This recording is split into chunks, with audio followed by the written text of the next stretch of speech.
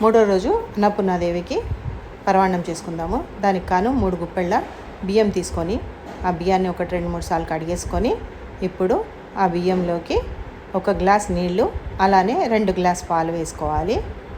2 గ్లాసుల పాలు వేసుకున్నాక ఇది ఉడకడానికి ఒక 2-3 విజిల్స్ పెట్టేసుకుంటే అయిపోతుంది. మంచిగా పర్ఫెక్ట్గా ఉడికిపోతుంది మనకు కావాల్సినట్టు.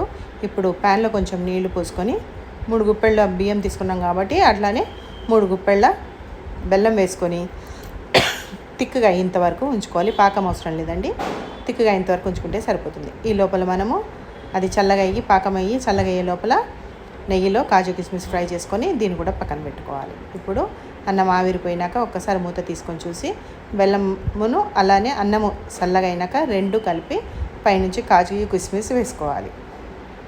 అంతేనండి, అన్నపూర్ణాదేవికి పరమాన్నం రెడీ.